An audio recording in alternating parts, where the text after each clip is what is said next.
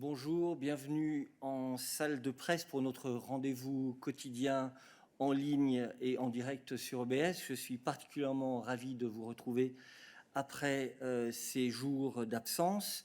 Nous sommes aujourd'hui le lundi 5 octobre et nous avons quelques annonces à vous faire avant de passer à vos questions. Je commence avec l'agenda de la présidente pour cette semaine. Et comme vous l'aurez certainement remarqué, elle a publié un tweet ce matin et annoncé qu'elle se mettait en quarantaine. En fait, cette quarantaine aura lieu jusqu'à demain fin de journée, étant donné qu'elle a été en contact mardi dernier lors de son déplacement à Lisbonne avec une personne ayant testé positif au coronavirus. La présidente a elle-même été testée négative jeudi lors d'un test de routine qu'elle effectue 2 fois par semaine et elle a fait de nouveau un test ce matin. Nous attendons les résultats avant la fin de la journée. En conséquence, elle ne pourra pas participer demain à la plénière du Parlement européen, ni présider le collège, qui sera donc présidé par le vice-président exécutif, M. Franz Timmermans, et elle ne participera pas non plus au sommet UE-Ukraine. Elle sera représentée par le haut représentant et vice-président Josep Borrell. La réunion des chefs de cabinet ayant lieu cet après-midi, nous vous communiquerons l'agenda du collège ainsi que les événements de presse ultérieurement.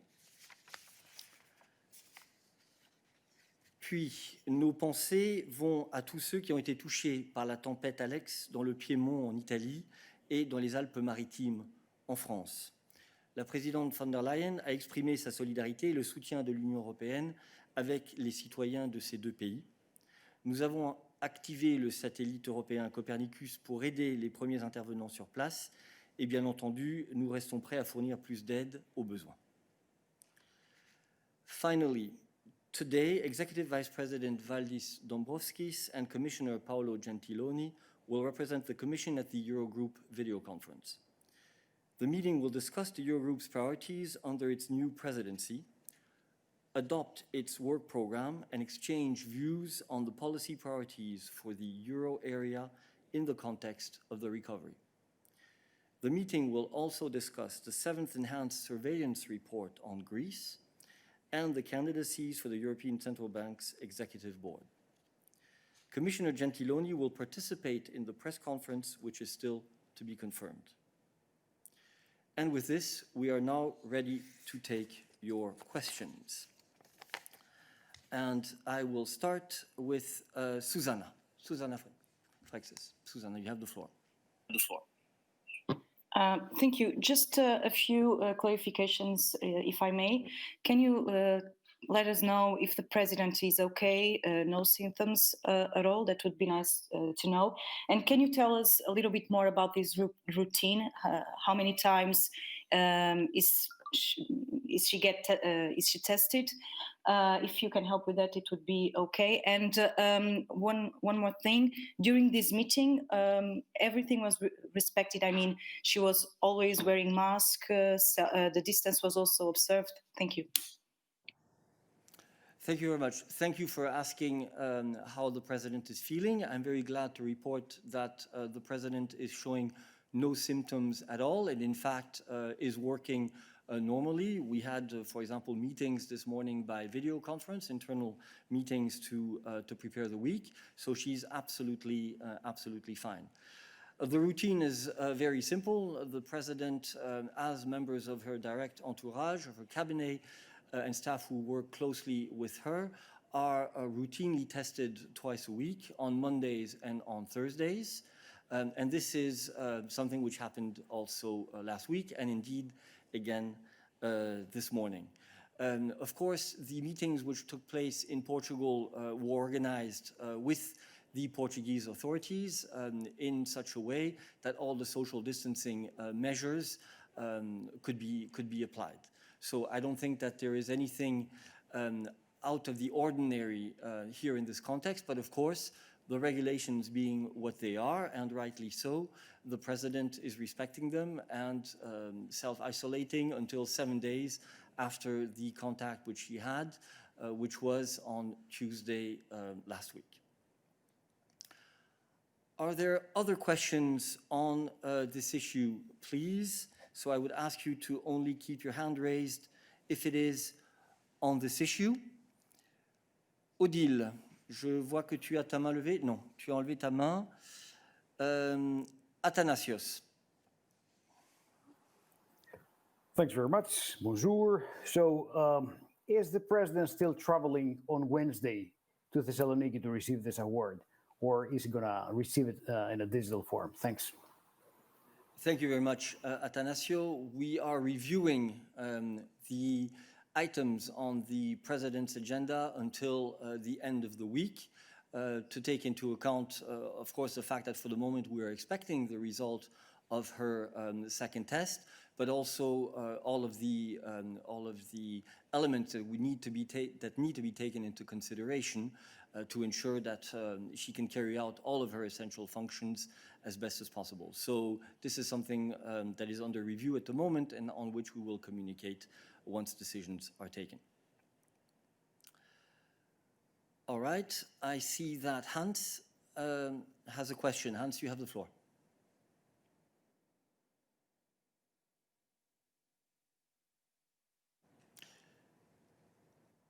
I hate to say this, but you have to press the speaker. Oh, sorry. I clicked on it, but somehow it didn't work. Now you hear me, I suppose. Just to ask in context of this potential coronavirus infection, do you still think that the Commission's president's trip to Portugal was essential? And also this trip to Greece for picking up an award is actually essential travel, given that the Commission guidelines at the moment say that, for example, staff is not moving from phase 1 to phase 2 of restrictions lifting, and only essential travel should be done. Thank you. Thank you very much, Hans.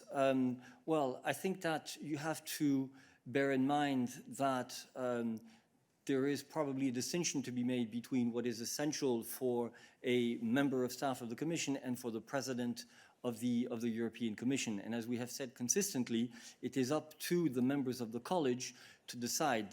Inherent to the nature of the job of the President of the Commission is a political dialogue with the leaders of member states on different issues. It's contacts also with stakeholders, with the public at large, with the media, etc., etc. So we're not, with hindsight, going to look again at whether the trip was essential or not. You can go on an essential trip and still meet somebody who tests positive for COVID. But of course, it is clear that we have to take maximum precautions and take into account the risks that traveling entail. And this is what the President has done and will continue to do, and decisions will be taken on a case-by-case basis. You have a follow-up, I believe. Go ahead. Yes, just can you describe what was actually essential? I mean, she made this decision that this trip is essential. Can you clarify a bit more why this was really deemed essential? Thank you. I mean, given also in the context that she was meeting all the heads of states just a few days afterwards. So there was always this risk, of course, as supposed to be, was calculated in when she made the decision. Hans, I appreciate your question very much, but I had a conversation about this with David from the same publication, who published an article with the explanation that I gave on this last week, and I have absolutely nothing to add to what I said at the time. Rita, we move to you.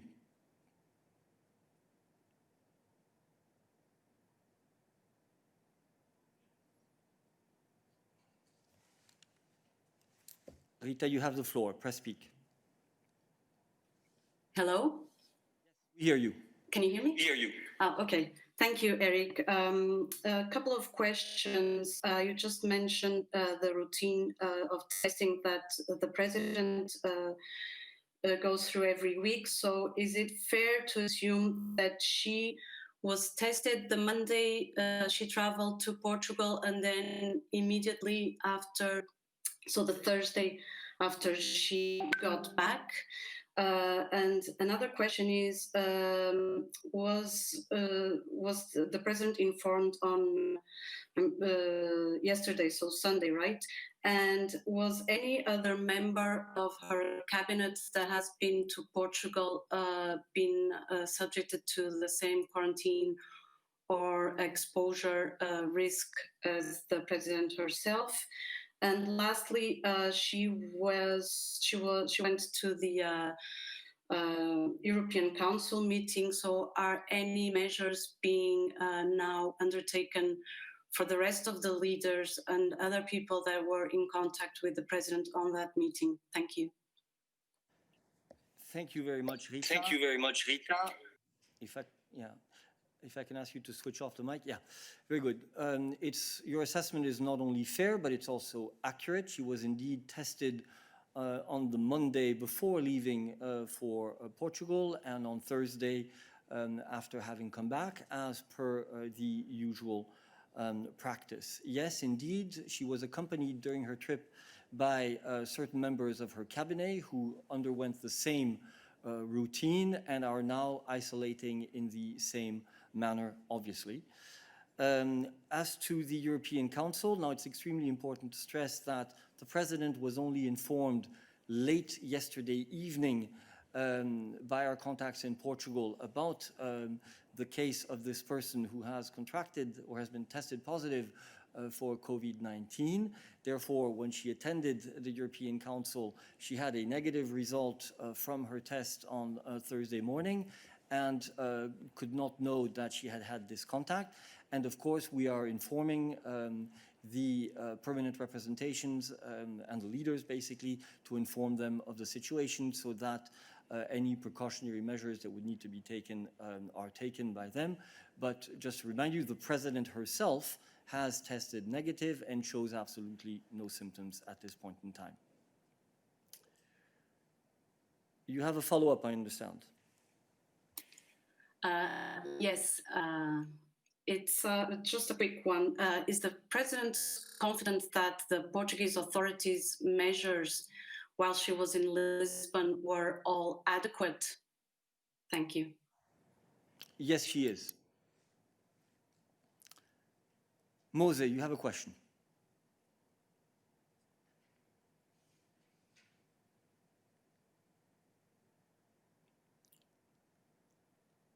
My answer was so brief, Mose, I have the impression you did not have time to press speak. Go ahead. Yes. Good morning. Good morning. Okay, thank you. Good morning, Eric, and welcome back. I have a related question, but not on a personal level, but more about, let's say, the decisions taken by the European Council last week. Maybe I missed it, but I would like to know if the Council really adopted the Commission recommendation on coordination of travel restrictions and a common approach to so-called color codes. And if they did that, why did it take so long time to adopt it? Are there any changes compared to the original proposal from the Commission? Thank you. Thank you very much. Sorry, I should have said that I wanted to see whether there were other questions on the topic, but we take note of your question and we will come back to you immediately if there are no other questions related to the previous theme. I still see a certain number of hands raised, so we're still on the issue of the self-isolation of the president. Eric, you have a question. Eric, merci. C'est juste une précision. Est-ce que j'ai bien compris que Mme von der Leyen est allée en self-isolation, comme on dit maintenant en bon français, hier, et elle va en ressortir demain, donc ça va faire que 2 jours. C'est bien ça? Merci. Alors, donc, je pense qu'on peut utiliser le mot de quarantaine en bon français, mais quoi qu'il en soit, la réglementation prévoit, la réglementation ici en Belgique prévoit une quarantaine de 7 jours à partir du moment où on a eu le dernier contact avec la personne qui a testé positive. Or, cela a eu lieu mardi. mais la présidente n'a été informée du résultat du test de cette personne que très très tard hier soir. Nous l'avons appris peu de temps avant minuit. Ce qui fait que la quarantaine court depuis mardi, et donc depuis mardi l'après-midi, et court jusqu'à demain fin de journée. Voilà, donc cela explique pourquoi elle fera 2 journées sur 7, tout simplement parce qu'elle ne pouvait pas savoir au moment où elle a eu le contact qu'elle était en contact avec une personne positive. J'espère que ceci répond à ta question. Naomi, if it's still on this issue, go ahead.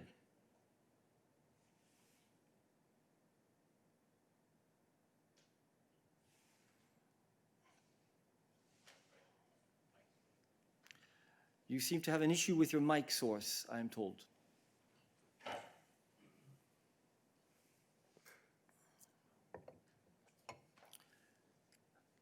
Okay, it does not seem to be working, so we will go back to Mose. Hold on, before you take the floor, Mose, I now have the question in writing. Can you tell us how many employees of the Commission are now in quarantine and have tested positive in the last month? I'm not sure we can give you exactly that detail, but I call Balázs to the podium to give you the information we can on the state of play in Commission services.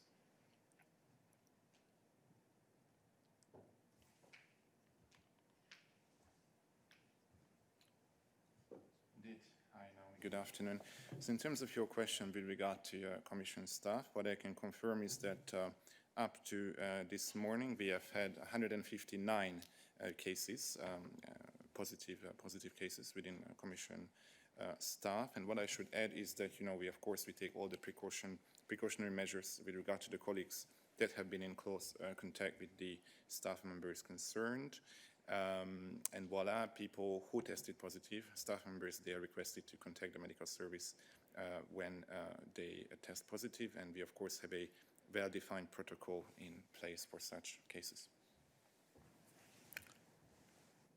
All right. Are there other questions for us on the issue of coronavirus and the situation in institutions? I do not see any. So, Oliver, is it a question on this?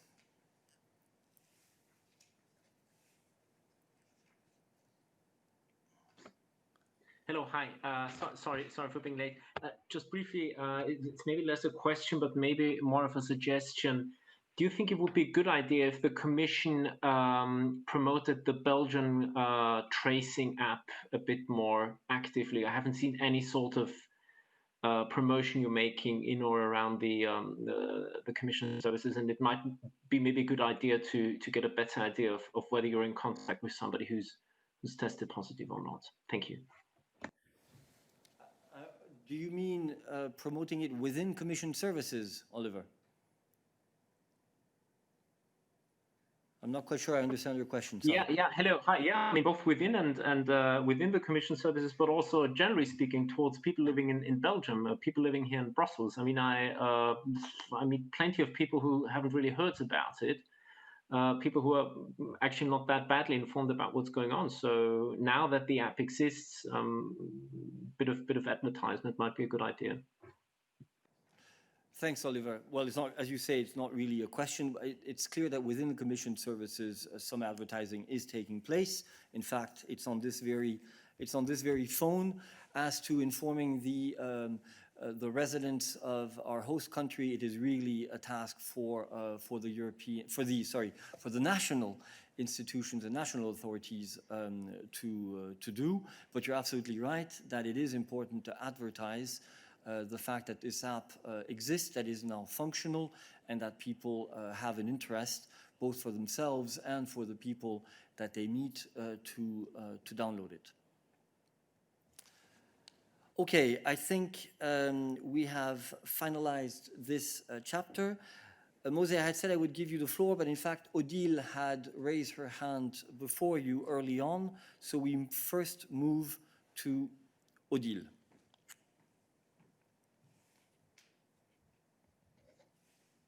Odile, tu as la parole, vas-y.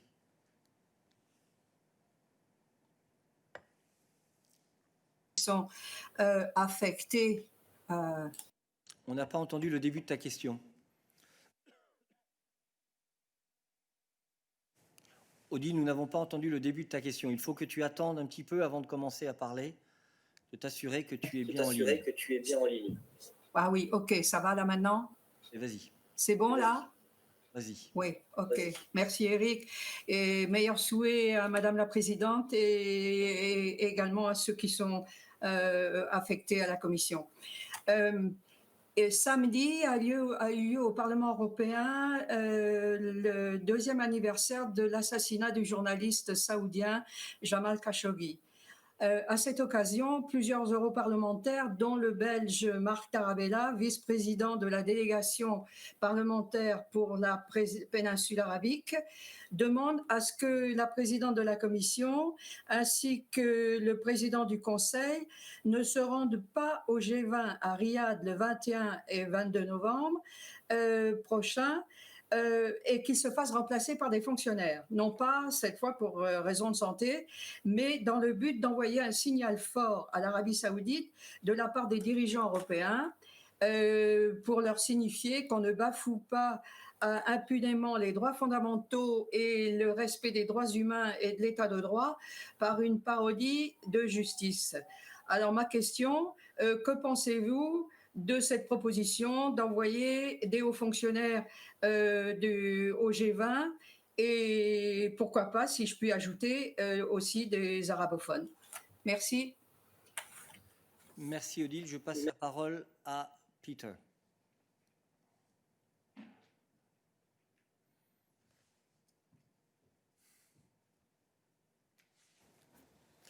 Merci Odile. Bonjour. Vous savez que dans notre dialogue avec les partenaires, aussi avec l'Arabie saoudite, on discute toutes les choses qui sont dans le domaine de notre agenda joint et aussi les droits des hommes. Le haut représentant a une rencontre avec le ministère des Affaires étrangères de l'Arabie saoudite la semaine dernière et on a discuté aussi la situation dans le domaine des droits des hommes et on a discussion régulière avec l'Arabie saoudite sur ce sujet. Nous sommes très clairs sur nos positions, sur notre principe dans ce domaine et nous avançons le dialogue dans ce domaine toujours. Merci Peter. Alors, restons sur le domaine des affaires extérieures. Y a-t-il d'autres questions pour Peter aujourd'hui?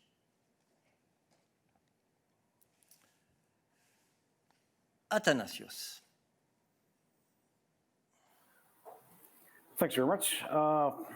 My question is, do you have any comment on the news that the drilling vessel Yavuz is leaving the exclusive economic zone of Cyprus and that Urut's race allegedly returns to the disputed area in the Eastern Mediterranean? Thanks.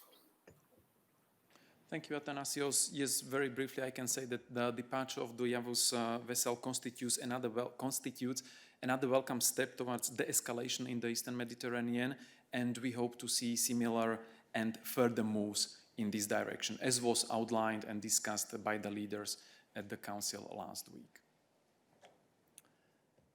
Thank you. Are there other questions on the Eastern Mediterranean for Peter? I do not see any, so any other issues related to foreign affairs today? Eric. Peter, just one question. Will the EU step up its efforts for peace or ending of war between Armenia and Azerbaijan?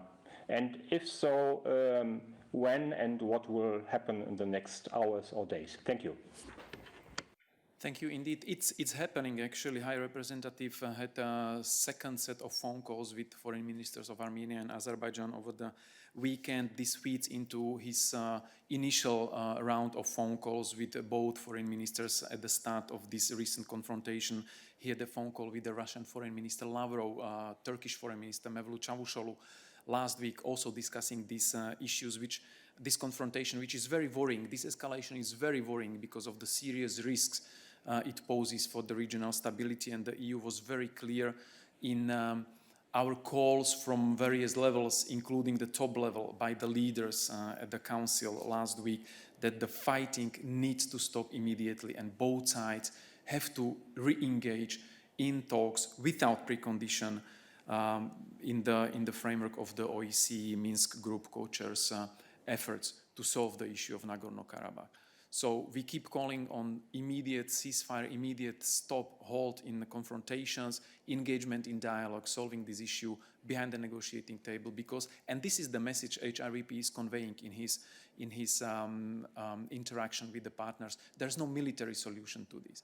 And we are, of course, supporting the colleagues from the OEC Minsk Group, the co-chairs, that it contains United States, France, and Russia, who are dealing with the issue of Nagorno-Karabakh over time, and we support strongly their efforts because this is the internationally recognized platform to solve the Nagorno-Karabakh issue. And the activities, of course, the diplomatic activities continue on various levels. Here in Brussels, the member states are continuing their discussions on the topic. You've seen the Security Council of the UN, where several of the EU member states are representing, discussing this issue as well. So the whole international community is very much engaged to put a halt to this fighting and to put halt and to stop the senseless loss of life and the destruction which is being inflicted on both sides. Eric, je crois que tu as un follow-up. Oui, just one follow-up. Is Mr. Borrell planning to travel to the region in order to mediate on the ground, as, for example, Mr. Sarkozy did back in 2008 when there was the last war on the Caucasus? Thank you.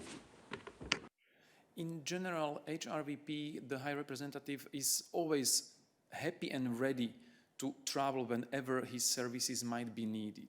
But in this particular case, as I said, the EU is strongly supporting, in the first place, the activities of the OEC Minsk Group co-chairs, because this is the platform, internationally set up platform and internationally recognized platform to deal with the Nagorno-Karabakh issue. So this is the main platform, and we are putting our full support into activities of the co-chairs, because these are the partners who are dealing with this issue, and this is the platform we see as the most appropriate to take this forward. Thank you. Are there other questions on the conflict in Nagorno-Karabakh for Peter? I see, Augustine, you have your hand raised. Please go ahead if it's on this issue. It is for Peter, but not on Nagorno-Karabakh. A second, let's finish Nagorno-Karabakh first, please. Christian, question sur le conflit dans le Caucase.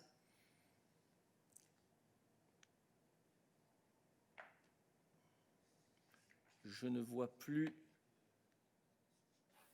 Oui, vas-y.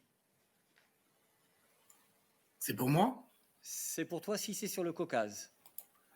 Non, c'est pas sur le Caucase. Je voudrais revenir sur Chypre et la Turquie. Alors, un instant, s'il te plaît. On fait dans l'ordre.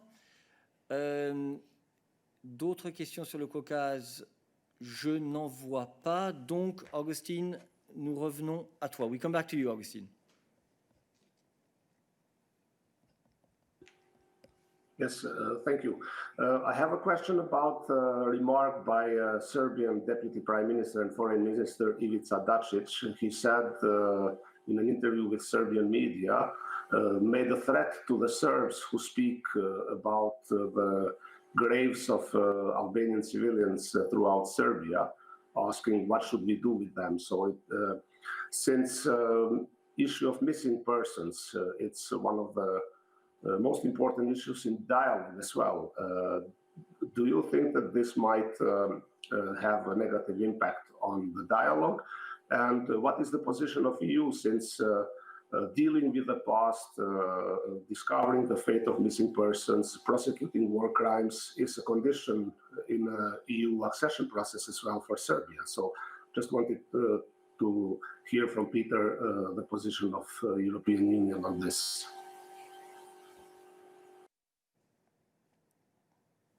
Thank you, Augustine.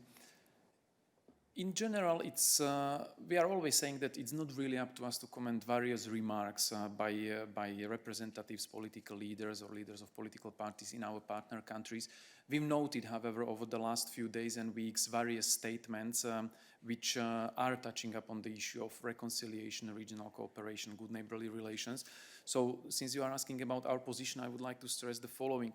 It should be clear to all the representatives from countries which are aspiring to join the European Union that they should fulfill their obligation to foster good neighborly relations and regional cooperation. These are the values the EU is standing for and it's advancing. The political leaders in all these countries should really lead by example in choosing to work together, to promote cooperation, to promote a climate of mutual trust, respect and understanding, and not to do steps or make remarks to the contrary. Thank you. Are there other questions on this issue? Hans-Uwe, please, you have the floor if it is on this issue. If not, we go to Christian. It's not on this issue. It's Then, foreign affairs, but not this issue. Okay, we'll come back to you. We go to Christian. Oui, ok, Peter, merci de me rendre la parole. Je voudrais élaborer un petit peu plus sur le retour du Yavuz. Je voudrais savoir quand est-ce que vous avez été informé du retour de ce bateau. Je voudrais savoir si effectivement sa feuille de route, puisque c'était ça qui était problématique, a été modifiée. Est-ce que vous avez été informé que sa feuille de route a été modifiée, donc qu'il n'a plus pour mission d'aller prospecter dans les eaux qui sont contestées. Et ensuite, tu as dit, nous appelons d'autres signes de désescalade. Je voudrais savoir quel signe de désescalade supplémentaire vous appelez pour essayer de compléter un petit peu ce que tu nous as dit. Merci. Merci Christian. Je n'ai pas plus de détails sur le mouvement des bateaux Yavuz, mais que c'est très important, c'est un signal. Et que c'est important pour nous, c'est voir les signes de désescalade. C'est très important parce que c'était dit par les leaders des pays membres de l'Union européenne dans le Conseil la semaine dernière que nous attendons la désescalade. Nos intérêts dans le domaine des relations avec la Turquie, c'est un engagement constructif pour suivre le dialogue et la coopération. Donc, toutes les actions qui peuvent contribuer à la désescalade et à la coopération sont bienvenues et nous attendons qu'on va continuer dans ce chemin de constructif engagement et de dialogue. Merci. Dialogue avec la Turquie, absolument. Merci. Le chapitre Méditerranée orientale est maintenant clos. Nous passons à Hans-Uwe.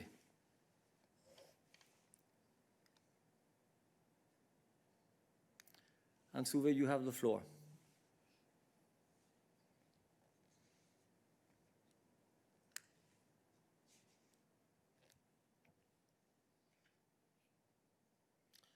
We seem to have lost you, so in the meantime, we will go to Gregory Zigalov, but I understand Gregory has issues with his mic today, so I will read out his question. So I quote, "Last week, EU published the Kerch Bridge sanctions. What exactly the sanctions are, and why did it take so long to take the decision?" Thank you. On the second part of the question, we never comment on the procedures within the Council. I mean, the adoption is proceeding whenever the member states agree, so when there is a unanimity in the member states decision making. So the sanctions are adopted whenever they are agreed upon. And on the first part, the Council decided to list 2 individuals and 4 entities to the list of those individuals and entities which are subject to restrictive measures in respect of actions which are undermining or threatening the territorial integrity and sovereignty and independence of Ukraine. This is in light of their role which they played in the construction of the Kerch Bridge and railway tracks, which are linking Russia to the illegally annexed territory of Ukraine, meaning peninsula of Crimea, via the Kerch Strait. So these sanctions are for those individuals and entities involved in this construction, and involve travel ban and asset freeze, and also involve the obligation for EU citizens and companies not to provide these sanctioned subjects and entities any funds, making any funds available to them. The construction of the railway bridge at Kerch was subject of several statements by the European Union. We condemned it repeatedly because we see this as a further step towards forced integration of the illegally annexed Crimea with Russia and a further violation of Ukraine's sovereignty and territorial integrity. Thank you very much. I see no other hand raised at the moment. I go back to Hans-Uwe. Hans-Uwe seems to have disconnected. So Hans-Uwe, there you are. Hello? Hans-Uwe, there you are. Sorry, I got a technical problem. I have two questions on foreign affairs. Today and tomorrow, NATO section is traveling to Turkey and to Greece. My question is, has that been coordinated to any sort, to any dimension within the EU or counterparts? Is there a sort of relationship? And is he also representing EU as in its widest affairs? And the second question is concerning Belarus. We have seen the demand to reduce the diplomatic representations of some EU partners. How are you dealing with this subject? I have seen the reaction by the High Representative. However, what are your considerations? How to deal with it? Thank you for the questions. Thank you. On the first question, NATO and EU are two different organizations, so they have their own agendas, their own ways of working, their own timetables for travels of their highest representatives. But of course, we have exchanges, and we exchange each other on whatever we are doing, especially when it concerns areas of such importance as the situation in the Eastern Mediterranean. You know that NATO launched the exploratory talk, or at the platform of the NATO, the exploratory talks between Greece and Turkey have started recently, because both countries are member states of the NATO. So it is important to exchange on this, to have regular debriefs, but in terms of travels or visits, this is completely competence of the representative of each organization to organize them as they see fit. But coordination is very important, and this is what is going on between the EU and NATO on regular basis, not only in this domain. On the second thing, on Belarus and the demands by the Belarusian authorities to some member states to scale down their diplomatic representation, the High Representative Josep Borrell issued a statement on this yesterday, saying that this is totally unfounded and lacks any logic, because it would just lead to further isolation of the authorities in Belarus, which are anyway losing credibility by the way how they are handling the crisis, how they are continuing the unacceptable repression of their own population, and how are they refusing to engage in a nationwide inclusive dialogue to try to find ways out. What we are doing on Friday, you have seen the adoption of first round of the sanctions against those who are responsible for the electoral fraud in Belarus and for the unacceptable repression against Belarusian people. The EU is doing the overall review of EU-Belarus relations. We are developing ways how to help even more Belarusian civil society and population. So we are engaged on wide fronts. And at the same time, we are appealing, urging the authorities to stop what is going on and to engage in the dialogue to try to find solution. Cutting off communication channels, such as demands to reduce the diplomatic presence of some member states, or removing the accreditation from foreign journalists, this leads only to further isolation and impedes the possibility to have a proper dialogue and proper solutions for the crisis that needs to be tackled urgently for the sake of Belarusian people. Okay, thank you very much. I see no further hand raised on foreign affairs issues, so thank you, Peter. Before I go back to Mose for his question, let me correct a part of the statement which I made in response to one of the earlier questions on the president's self-isolation. I was talking about members of her immediate entourage. In fact, that information is corrected. There is no member of immediate entourage who is in self-isolation at this point in time for reasons related to the trip to Portugal. That was a misunderstanding on my side, so I wanted to correct that immediately. That being done, I now go back to Mose for his question. Okay, thank you, Eric. I've been waiting patiently for my turn again, and I repeat briefly my question. It's about the decision, if we get a clarification, whether European Council last week really adopted the Commission proposal on coordination of travel sanctions and a common approach to the so-called color codes. And if not, in which way did it eventually divert from the original Commission proposal? Thank you. Thank you very much, Mose. Patience is a virtue that we need, all of us, in this business. So thank you very much for your patience. As to what happened at the European Council last week, you made reference to the comments by the President during the press conference. What she said was that she was urging the Council to adopt the Commission proposal for a Council recommendation. She did not say that the European Council had adopted. In fact, it's not the European Council who can adopt a Council recommendation from an institutional point of view. So she is urging the Council to progress in its work, in its ongoing work on this file, so as to come to a decision as quickly as possible. But I will give the floor to Christian for more detail. Yeah, indeed, as Eric just said, so our position on this, given by the President herself at the European Council press conference, is very clear, that we are urging for a swift agreement in terms of where we stand on the process. You know that we have brought forward this proposal almost exactly a month ago, on 4th of September. It has been discussed in several, between member states in several formations, in COREPER and other formations, and most recently then in the General Affairs Council on the 22nd of September. And on the next steps now, I would ask you to ask the Council for that in the German presidency, who are, of course, the ones in charge of the procedure. Thank you very much. Are there other questions for us today? Hans, yes. Hans, you have the floor again. Go ahead.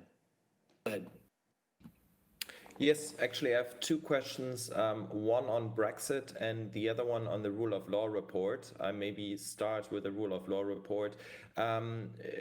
We have heard, and there are also reports in German media, that two commissioners have opposed this rule of law report, the comparison of the rule of law status in all the 27 EU member states. During the college last week, whether you could comment on that, and then we'll come to the Brexit question afterwards, perhaps. Thank you. Well, that's a very simple question to answer, Hans. We never comment on the discussions in the college, and will not do so in this case either. The rule of law reports have been adopted by the college, and therefore this is now an official Commission document. Let's move to your Brexit question. Yes, a question for Dan. Perhaps whether he could elaborate a bit further on the discussion that Johnson and von der Leyen had, basically urging their chief negotiators to make further progress now in the talks, whether there has been any additional progress made since then, whether it's correct that Barnier is also going to London on Thursday, and just in general, whether you could give an assessment whether there is reason for fresh optimism from your side. Thank you, Hans. I pass the floor to Dan. Thanks, Eric, and hi, Hans. I wouldn't have anything new to provide you with compared to what we published on Saturday. The intensive discussions and contacts will continue with the UK side. At this stage, and at the exact moment that I'm speaking to you, I cannot confirm exact travel plans, but there will be informal contacts later this week with the UK side. Thank you. Thank you, Dan. Are there other questions for us on the issue of relations with the United Kingdom? No. So I pass the floor to Sandor. Yes, this is about job markets. If I understand well, Hungary's application for the SURE program is still pending. And if this is the case, can you explain to me, please, what is going on and why there is no decision on this? Thank you. Okay, thank you. This is a question for Marta.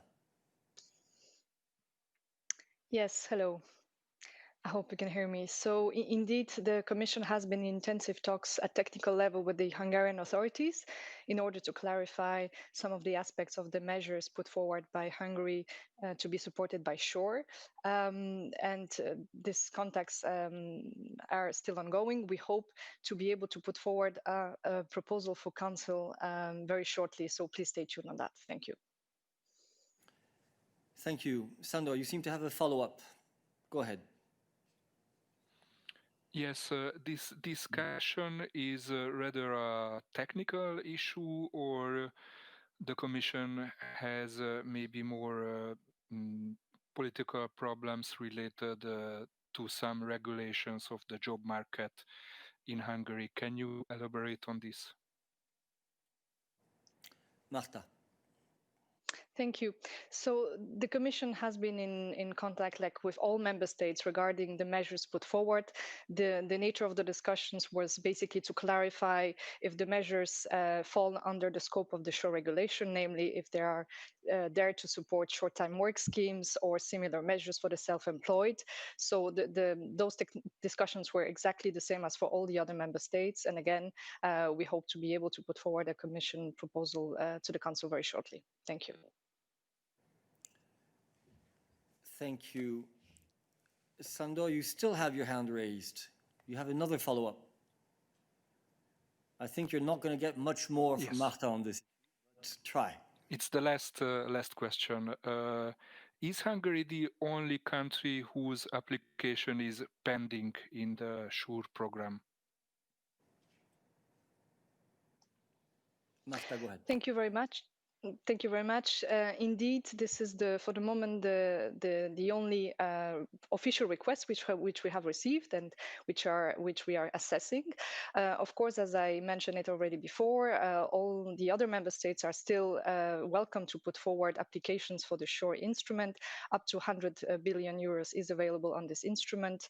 So for the moment, we have not yet received any other applications. But again, all member states are free to do so. Thank you very much. Are there other questions for us today? I do not see any hand raised, so let me thank you, remind you that tomorrow we have also the readout of the college meeting in the afternoon, so stay tuned for further updates. Thank you and see you tomorrow.